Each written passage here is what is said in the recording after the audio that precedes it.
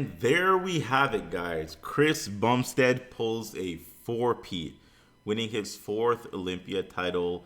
I don't think anyone's shocked about this. Chris did come into the show with maybe call it some imbalances between the biceps.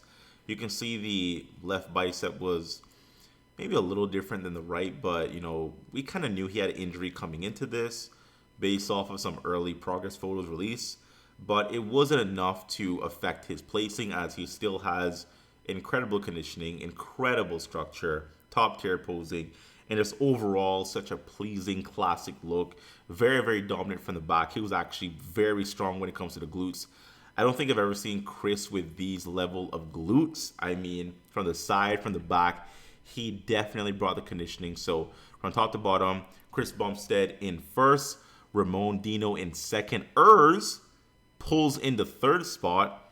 Breon actually held that top four, which is actually very surprising. And Mike Summerfield rounds out the top five. And what you don't see here is Terrence Ruffett. Terrence did not place in the top five. That is horrible. I mean, Terrence won the 2022 Arnold Classic, and he beat all of these guys minus Chris. He was second 2 years in a row.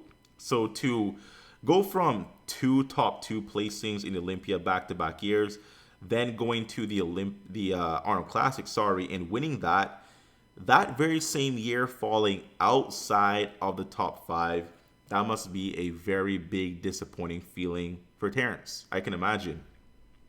But Chris is just too much, man. I mean, he is definitely the symbol of perfection when you talk about classic. I mean, he has an incredible front lat spread, very separated quads, front double. Like I said, maybe there's a little bit of imbalance when it comes to the biceps, but overall, I don't think it's enough. It's not like Dorian Yates 94, 95, whatever year it was, he had those torn bicep and torn tricep and below his stomach.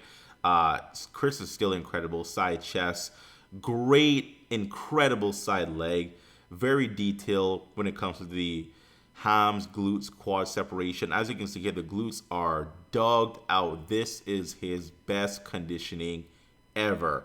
The back is incredible. That is a very, very thick and heavy back overall from top to bottom. He's not missing anything. All the muscles are there, all the details there, all of the symmetry, proportions, the classic look, even down to the mustache. I mean, obviously the mustache is not judged, but the look of everything that Chris has going on looks good. Look at the glutes there. Look at the side. That is just very, very incredible conditioning, man. So Chris was for sure on, and it was just not enough to knock out Chris. I mean, Chris, even if you want to call it off with a little bit of imbalance between the biceps, he is still massive. He is still conditioned. He is still the reigning and defending Olympia champion in the Classic Physique division. And you guys know, if you want to beat the champ, you have to absolutely knock him out. And Ramon Dino coming in second, he looked great. He looked incredible, but like I said, not enough to knock out the champ. So congrats, Chris Bumstead.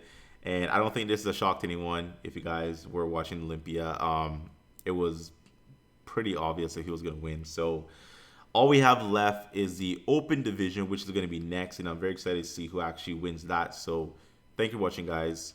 I'll see you next time. Bye-bye.